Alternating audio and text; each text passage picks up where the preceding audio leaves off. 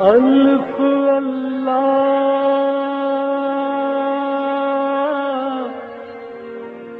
چمبے دی بوٹی میرے من وچ مرشد لائی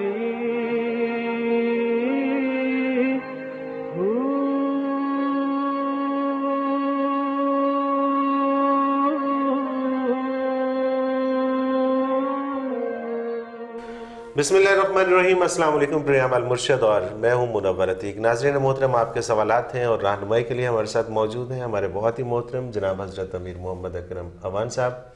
آپ سلسلہ نقشبندیہ اویسیہ کے شیخ ہیں، مترجم قرآن ہیں، مفکر قرآن ہیں، شاعر ہیں، ادیب ہیں، بہت سے حوالے ہیں آپ کے تعارف کے۔ حضرت جی بہت شکریہ، آپ نے وقت دیا۔ حضرت جی سوالات کا سلسلہ شروع کرتے ہیں۔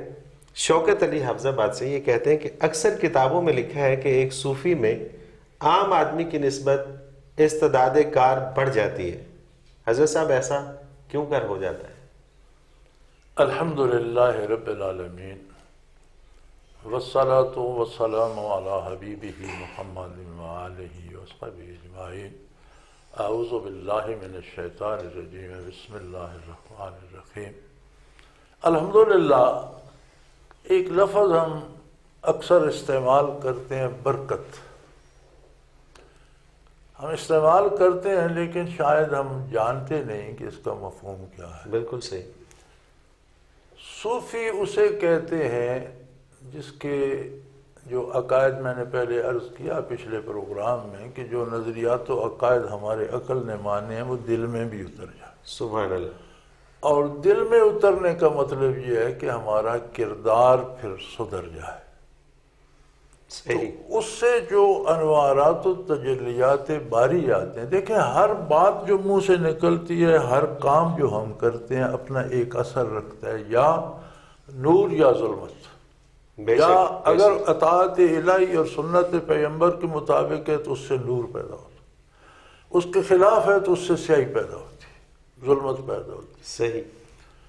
کافر تو ہے ہی ظلمت، مزید ظلمت پیدا ہوتی جاتی ہے، اور مومن نور ایمان سے اس کا دل روشن ہے، لیکن اگر گناہ کرتا ہے تو اس پر سیاہ نقطہ پڑ جاتا ہے، مسلسل کرے تو وہ بڑھتا جاتا ہے۔ یہ جو نور ہے یہ اوقات میں بھی اور قوت کار میں بھی برکت پیدا کرتا ہے۔ سبحان اللہ۔ دوسرا آدمی اتنے وقت میں وہ کام نہیں کر سکتا جو ایک صوفی اس وقت میں کر لیتا۔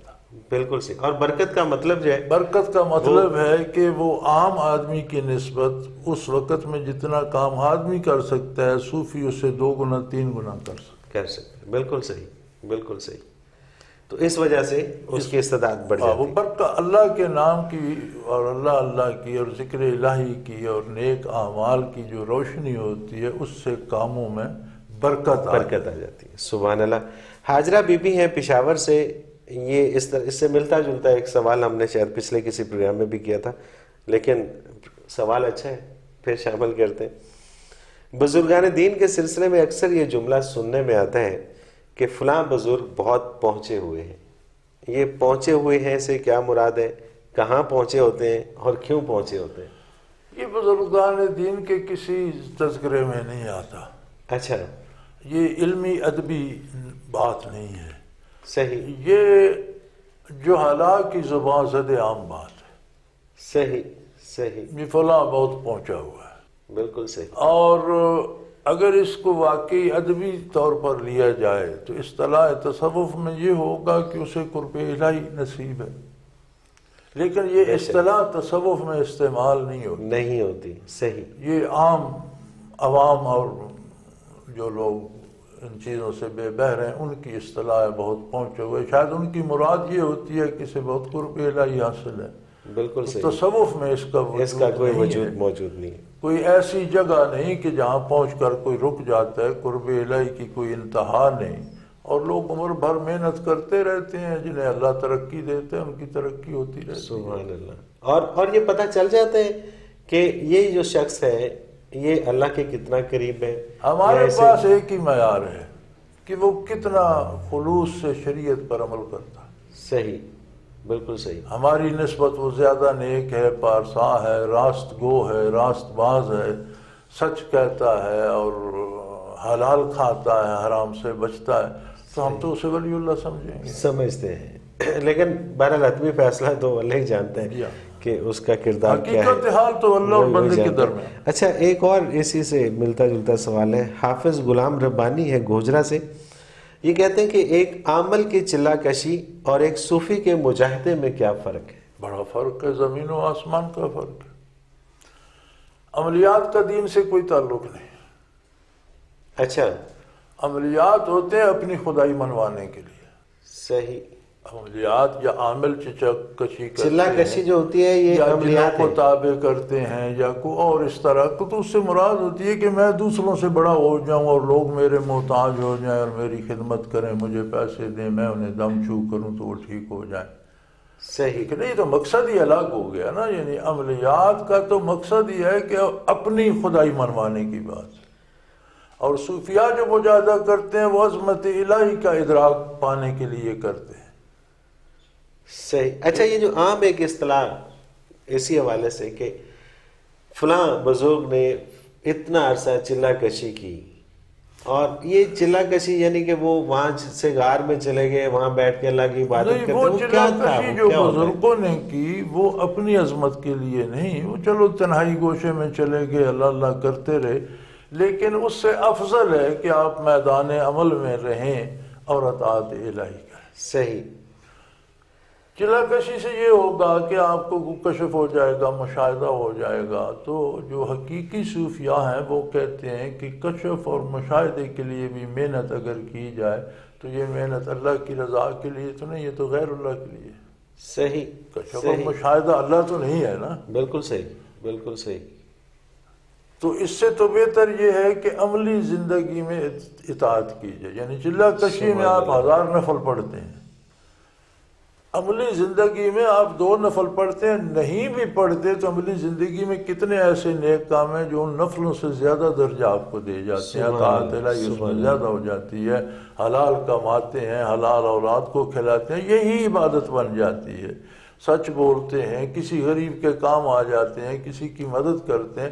تو عملی زندگی میں رہ کر اللہ اللہ کرنا اور صفائے قلب کو قائم رکھنا، یہ اصل بات ہے. اور اس پہ میں تھوڑا سا اور اضافہ اگر آپ اجازت دیں تو کروں کہ اگر یہ کہیں دنیا سے کٹ کے کسی جگہ پہ جا کے بیٹھ کے عبادت کرنا ہی مقصود ہوتا تو یہ نظام نہ چل سکتا. اس کی وجہ یہ ہے کہ ہمارا ایک دوسرے سے، کیونکہ کوئی بھی شخص اگر کوئی دنیا سے کٹ کر بیٹھ جاتا ہے تو اصول ہے تصوف کا کہ اگر ایک صوفی ہے، واقعی صوفی ہے، اور اس کے درجات میں ترقی ہو رہی تو جیسے دنیا سے کٹ جائے گا وہ رک جائیں گے. تنہائی میں بیٹھ کر جتنی نیکی کرتا رہے کوئی درجہ بلند نہیں ہو. سبحان اللہ، سبحان اللہ. اس لیے کہ معاملات کا تعلق مخلوق سے ہے، مخلوق سے ہے، تعلقات عامہ سے ہے، کردار سے ہے. بالکل. جب آپ ایک غار میں بیٹھ گئے، نہ آپ سے کوئی بات کرنے والا، نہ پوچھنے والا، نہ آپ نیکی بتا سکے، نہ سن سکے، نہ کسی سے برت سکے، جب عمل منقطع ہو گیا تو جیسے بندہ قبر میں چلا گیا، اس کے بعد تو وہ نمازیں نہیں پڑھے گا. بالکل صحیح، بالکل ایسے ہی، کیونکہ پھر تو نظام نہیں چل سکتا نا. عملیات کا جہاں تک تعلق ہے، عملیات کہتی ان باتوں کو ہیں جو شیاطین پر یا جنوں پر قدرت حاصل کرنے کے لیے، یا خزانہ غیب سے روزی حاصل کرنے کے لیے، یا لوگوں پر حکومت کرنے کے لیے، تو یہ تو سارا ہے ہی بات ہے.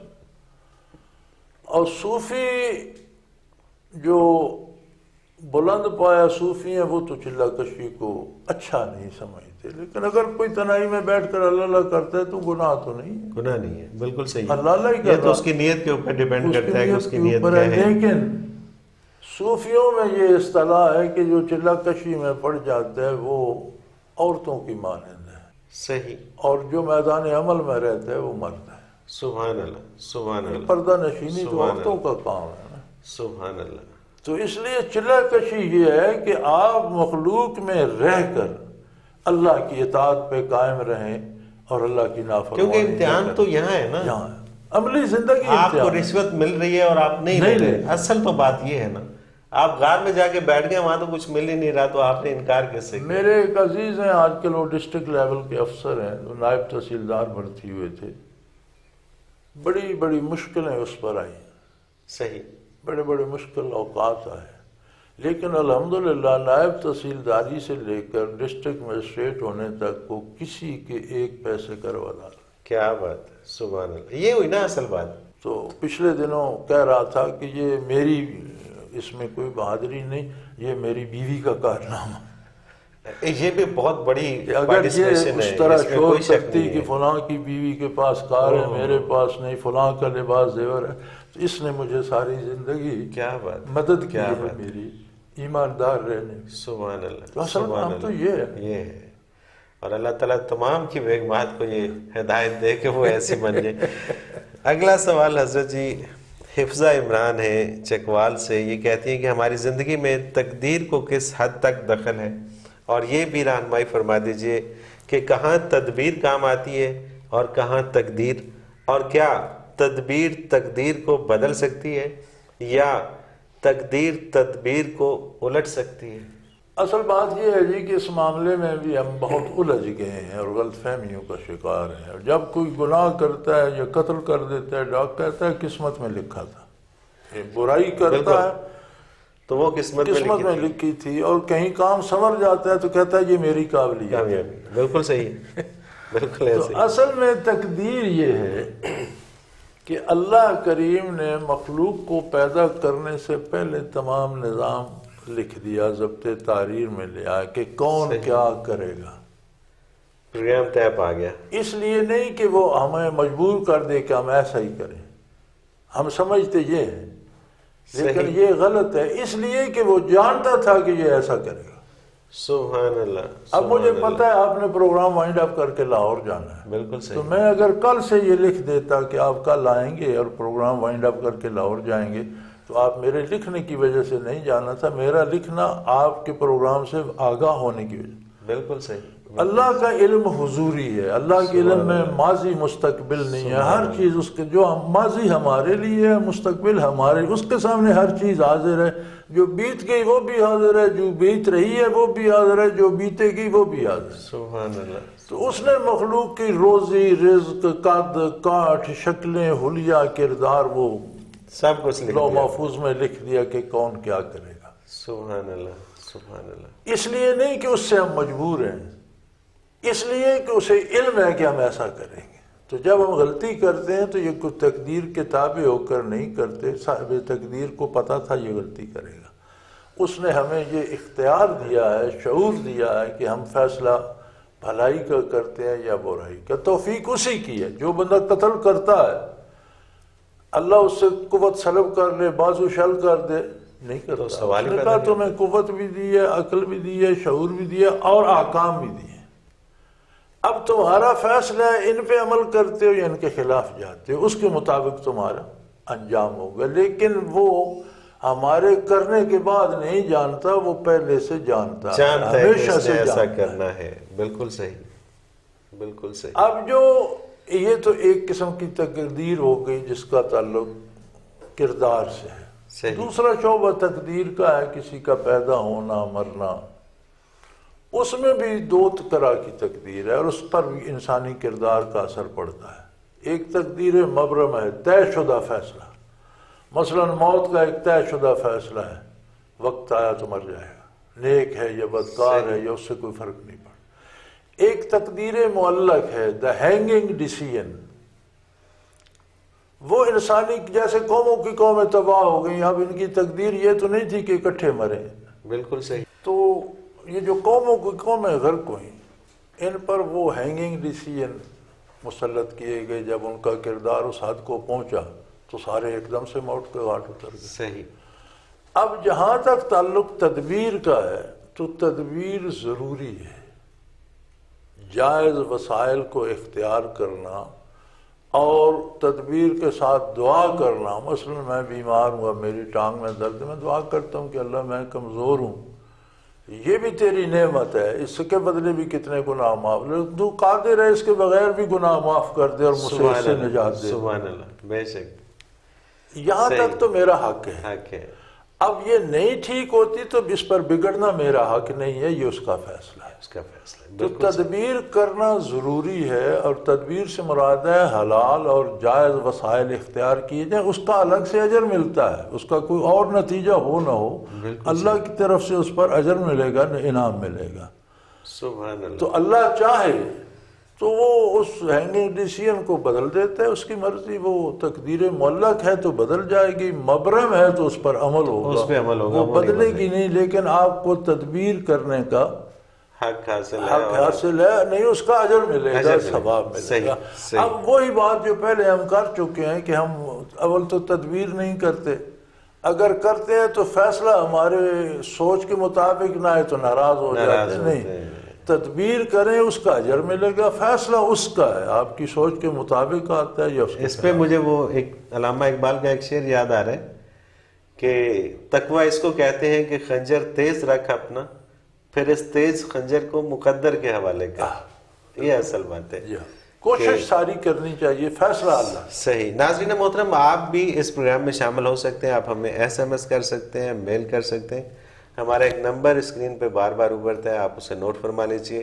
0333 4955 اس پہ آپ ہمیں SMS کر دیجئے گا، اور اگر میل کرنا چاہیں تو ایک ای میل ایڈریس اسکرین پہ موجود ہے، almurshid313@hotmail.com۔ ایک مختصر سا کمرشل بریک، اس کے بعد حاضر ہوتے ہیں، ہمارے ساتھ رہیے۔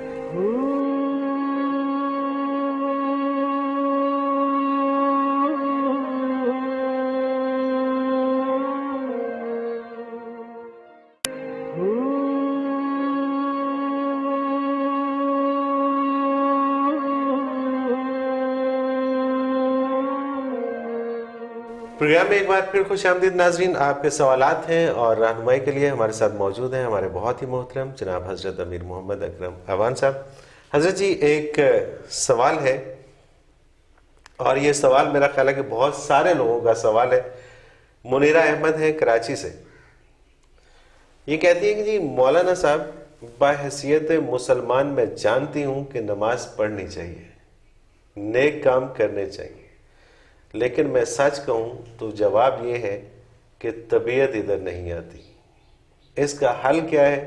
خدا را نصیحت نہ کیجیے گا، میں نے پہلے ہی عرض کیا ہے کہ میں یہ جانتی ہوں کہ ہمیں عبادات کرنی چاہیے، طبیعت مائل نہ ہونے کا کوئی حل فرما دیجیے۔ الحمدللہ رب العالمین، والصلاة والسلام علی حبیبہ محمد وآلہ وصحبہ اجمعین۔ اعوذ باللہ من الشیطان الرجیم، بسم اللہ الرحمن الرحیم۔ بیٹا، گزارش یہ ہے کہ میں نصیحت تو نہیں کروں گا، لیکن ہر نیک بات جو کسی کو کہی جائے وہ نصیحت ہی کہلاتی ہے۔ بے شک۔ تو جواب تو بھلائی میں ہی دینا پڑے گا، اور وہ ہوگی تو نصیحت ہی، آپ اس کا کوئی اور نام رکھ لیں۔ صحیح، بالکل صحیح، بالکل صحیح۔ آپ کی بات بہت قیمتی ہے، اور میں سمجھتا ہوں کہ اللہ کریم کا آپ پر احسان ہے کہ اس نے آپ کو یہ احساس تو دیا کہ نماز پڑھنی چاہیے، لیکن دل نہیں چاہتا، طبیعت ادھر نہیں آتی۔ یہ ادراک ہونا بھی ایک بہت بڑا انعام ہے اللہ کا۔ بے شمار لوگ ہیں جنہیں اس کا کوئی ادراک بھی نہیں ہے۔ کائنات میں علماء بہت افضل لوگ ہیں، اہل علم، جو اللہ کے دین کا علم رکھتے ہیں۔ صحابہ بہت افضل ہیں، انبیاء کی مثل کوئی غیر نبی نہیں ہو سکتا۔ حضور نبی کریم صلی اللہ علیہ وسلم امام الانبیاء ہیں، تمام انبیاء کے بھی امام ہیں اور سب سے افضل ہیں۔ سورہ مزمل میں اللہ کریم حضور کو مخاطب کرتے ہوئے فرماتے ہیں، قم اللیل، راتوں کو اٹھیے، آدھی رات، اس سے کم یا زیادہ، ورتل القرآن ترتیلا، اور قرآن کو بڑے مزے سے، سمجھ سے، ٹھہر کے، آرام سے، سکون سبحان سے، اللہ، سبحان اللہ، مزے لے کر پڑھیے۔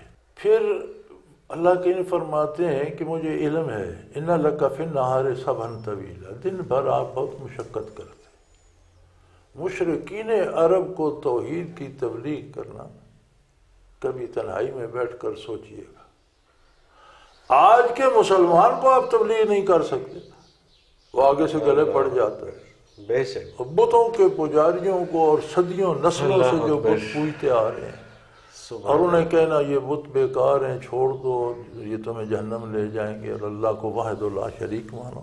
بڑا پرمشقت کام تھا، پھر توہین ہوتی، پتھر مارے جاتے، ایذا دی جاتی۔ فرمایا ان لک فی النہار صبرا طویلا، بے شک دن بھر آپ کا بہت مشکلات میں گزرتا ہے، لیکن اس کے باوجود راتوں کو اٹھ جائیے، قرآن کی تلاوت کیجیے، اور ایک اور کام کیجیے، وَاذْكُرِ اسْمَ رَبِّكَ وَتَبَتَّلْ إِلَيْهِ تَبْتِيلًا، اللہ کے ذاتی نام کی تکرار کیجیے، صحیح، اور اتنی کیجیے کہ صرف اللہ دل و دماغ میں رہ جائے، ساری کائنات سے آپ کٹ جائیں۔ سبحان اللہ، وَاذْكُرِ اسْمَ رَبِّكَ، اپنے پروردگار کے ذاتی نام کی تکرار کیجیے، اور اتنی کیجیے وَتَبَتَّلْ إِلَيْهِ تَبْتِيلًا، تاکہ کائنات کا کوئی خیال بھی نہ رہے۔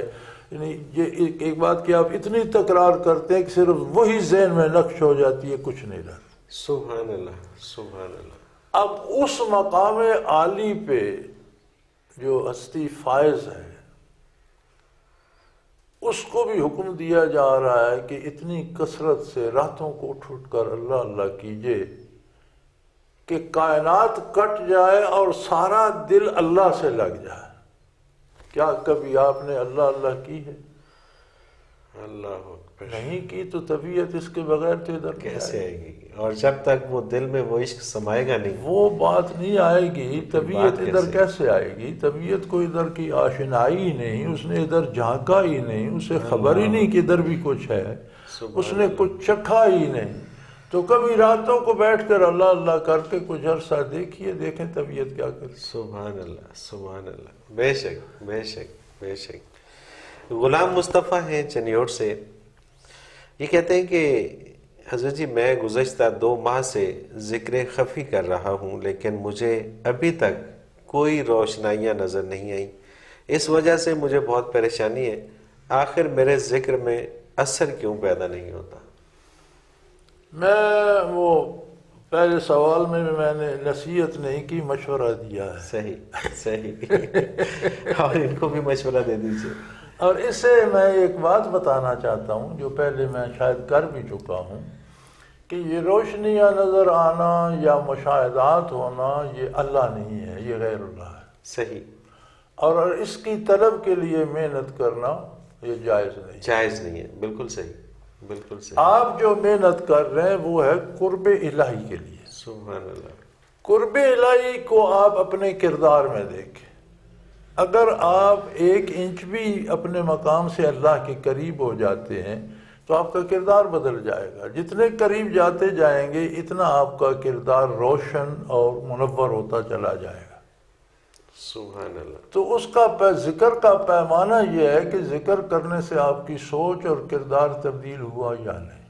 صحیح، کشف اور مشاہدہ اللہ کی نعمت ہے، جسے چاہتا ہے دے دیتا ہے، لیکن اولو العزم صوفیاء کا قول ہے کہ یہ جو کشف اور مشاہدہ اور یہ چیزیں ہیں، اور انوارات کا نظر آنا یا روحوں کا نظر آنا یا فرشتوں سے بات کر لینا، تو وہ کہتے ہیں یہ کھلونے ہیں، طلب و بہا اطفال طریقت، یعنی صحیح، تصوف کے جو کمزور لوگ ہوتے ہیں جن میں بچپنا ہوتا ہے، ان کو قائم رکھنے کے لیے اللہ یہ دے دیتا ہے، یہ کھلونے ہیں، انہیں بہلایا جاتا ہے کہ چھوڑ نہ جائیں۔ صحیح، تو بھئی یہ مقصد اگر ہوگا تو یہ شرک ہے۔ یہ شرک ہے، یعنی کہ اگر اس مقصد کے لیے آپ شروع کر اگر کے بیٹھے مقصد ہوئے، رضائے باری ہے لیکن اسے آپ انجوائے کرنا چاہتے ہیں تو یہ گناہ ہے، صحیح، اور من جانب اللہ عطا ہو جائے تو اس کی عطا۔ سبحان اللہ، معیار یہ ہے کہ ذکر سے آپ کی سوچ بدلی یا نہیں، بالکل کردار بدلا یا نہیں۔ صحیح، بالکل صحیح، بالکل صحیح۔ شیخ مراتب علی ہیں لاہور سے، یہ کہتے ہیں کہ جی مولانا روم رحمۃ اللہ علیہ نے فرمایا ہے کہ نیم پختہ صوفیوں سے بچو۔ نیم پختہ صوفی سے کیا مراد ہے، اور یہ پہچان کیسے ہو کہ یہ صوفی پختہ ہے یا نیم پختہ ہے؟ صوفی آخرت کا طالب ہوتا ہے، اللہ کی رضا کا طالب ہوتا ہے، لوگوں سے دنیا کی طلب نہیں رکھتا۔ صحیح، یہ چند دن کسی کے ساتھ رہنے سے پتہ چل جاتا ہے۔ بالکل صحیح ہے۔ نیم پختہ صوفی اسے کہتے ہیں جس نے صوفیاء کے حالات پڑھ رکھے ہیں اور اب وہ ویسا حلیہ بنا کر لوگوں پر ظاہر کرتا ہو میں صوفی ہوں، صوفی ہو نہیں۔ صحیح صحیح۔ اس کی مراد دنیا ہوتی ہے، وہ جس سے ملتا ہے اس سے کوئی دنیاوی فائدہ چاہتا ہے، کسی سے سفارش کرا لی، کسی سے پیسے لے لیے، کسی سے فیس لے لی، اور نہیں تو ہم وہ جمع کر کے لوگوں کو روب جما لیا میرے اتنے مرید ہیں، بالکل تو صحیح۔ اس سے بچنا چاہیے۔ نیم صوفی اسے کہتے ہیں جو صوفی نہ ہو لیکن بظاہر روپ دھار کے حلیہ اس نے روپ دھارا ہوا، صوفیاء کے حالات پڑھ کر اس طرح کی باتیں صحیح۔ کرتا ہو، لیکن قریب رہ کر دیکھیں تو مقصد دنیا ہوگا، بالکل صحیح، اصول زر ہوگا، شہرت کا اصول ہوگا، تو اس سے بچنا چاہیے۔ اور صوفی وہ ہوگا جو آپ کو اللہ کے قرب کی طرف لے کے جائے، جسے اپنی شہرت یا اپنے اس کی ضرورت لوگوں کی نہ ہو بلکہ خود اپنا روزگار کر کے اپنے پیٹ پالتا ہو۔ بالکل صحیح، آپ کے پیسے پہ اس کی نظر نہ ہو۔ اظہر خورشید ہیں فیصل آباد سے، یہ کہتے ہیں براہ کرم یہ فرما دیجئے کہ کشف، وجدان اور الہام کی دین میں کیا حیثیت ہے؟ میرا خیال ہے میں اس کا جواب تو پہلے سوال میں عرض کر چکا ہوں۔ صحیح، لیکن یہ وجدان، الہام اور کشف، وجدان اور الہام اور کشف یہ تین چیزیں ہیں۔ کشف سے مراد، کشف کا لفظی ترجمہ ہے کھول دینا، صحیح، یعنی حجابات کو ہٹا دینا، پردے کو کھول دینا، چیزیں جو پردے کے پیچھے ان کا نظر آ جانا، جیسے اس عالم میں بیٹھے ہوئے فرشتوں کو دیکھ لینا، روحوں کو دیکھ لینا۔ صحیح، اصطلاح شریعت میں کشف یہ ہے۔ یہاں بیٹھ کر امریکہ کی بات دیکھ لینا، یا جو چیزیں آپ مادی آلات سے، جیسے ٹی وی سے آپ دیکھ لیتے ہیں ساری دنیا کے حالات، وہ دیکھنا یہ کشف نہیں ہے، یہ مشاہدہ ہے جو کافر کو بھی ہوتا ہے۔ صحیح، کشف صرف مومن کو ہوتا ہے، اور کشف سے مراد ہے کشف الہیات، تجلیات باری نظر آئے آخر، یعنی کہ جو چیزیں مادی انسٹرومنٹ سے نظر نہیں آتی وہ نظر آئے، وہ نظر آئے، بالائے آسمان نگاہ جائے، فرشتے نظر آئے، یہ ہے کشف۔ صحیح، اور وجدان، یہ جو ہے یہ اس کا ضابطہ یہ ہے کہ آپ جو کچھ دیکھ کر سمجھ رہے ہیں وہ شریعت کے مطابق ہو۔ صحیح، اس کے خلاف اگر نہ ہو۔ شریعت کے خلاف ہے تو وہ آپ کو دھوکہ لگ رہا ہے، بالکل صحیح، صحیح نہیں، آپ سمجھنے میں دھوکہ کار ہے۔